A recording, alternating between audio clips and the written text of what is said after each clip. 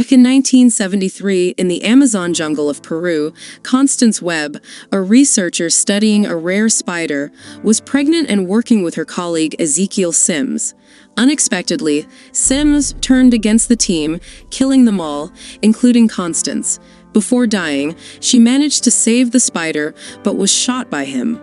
Luckily, she was rescued by a hidden tribe called Los Arañez. However, Constance was bitten by the spider before giving birth to her daughter, who was said to have a special destiny.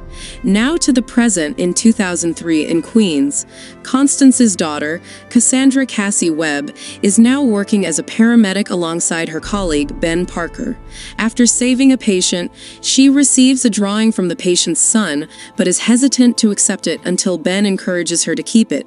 Meanwhile, Sims, who now living in New York, is haunted by dreams of 3 women with spider-like powers attacking him. He shares his fears with an undercover NSA agent but later poisons her when he discovers her true identity. During a rescue mission, Cassie gets stuck in a car hanging off a bridge and feels a strange force inside her before Ben saves her. Later, at a baby shower for Ben's sister-in-law Mary, she accidentally mentions her own mother's death, making things awkward and uncomfortable for everyone.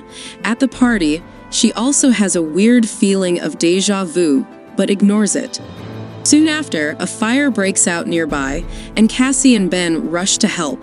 While aiding to an injured man, she again has a vision of herself accidentally causing harm to her coworker O'Neill.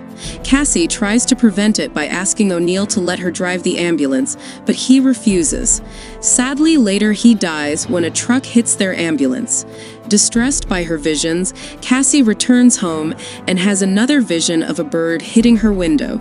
Understanding it as a sign, she leaves the window open, letting the bird in and out freely, believing she can change future events. Meanwhile, Sims, with his assistant Amaria's help, uses face scanning tech to identify potential threats, leading them to 3 teens, Julia, Anya, and Maddie. Cassie, foreseeing Sims harming them, intervenes as they board a train. The girls initially mistake her for a kidnapper until they witness Sims' menacing actions and his attack on police. To escape Sims, Cassie takes a cab and persuades the girls to join her. Uneasy introductions take place, and Cassie takes them to the woods to explain her visions.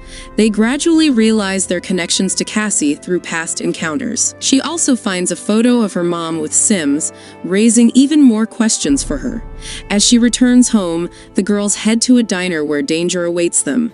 Cassie, sensing trouble, rushes to help, but arrives too late.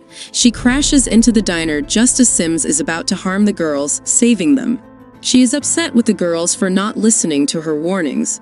They do not understand the grave danger they are in. Sims will go to any lengths to kill them. Meanwhile, he discovers her true identity from Amaria.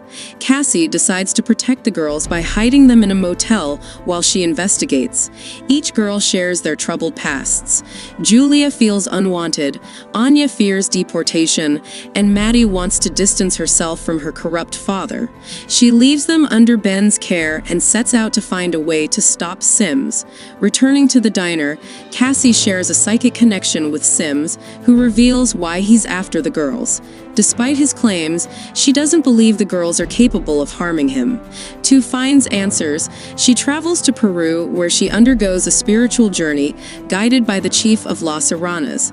She learns about her mother's sacrifices for her and gains new understanding of herself and the whole situation. Back in New York during Mary's labor, Cassie sees a vision of danger downtown and rushes to help. She confronts Sims, colliding into him and saving the girls yet again. With her help, they work together to run away from Sims until they reach a warehouse. She uses astral projection abilities to outsmart Sims, leading to his downfall. Afterward, Cassie is left blind and paralyzed below the waist, but finds comfort in her newfound family with Julia, Anya, and Maddie. Together, they plan to use their powers for good, ready to face whatever comes their way as crime fighters for the innocence of New York.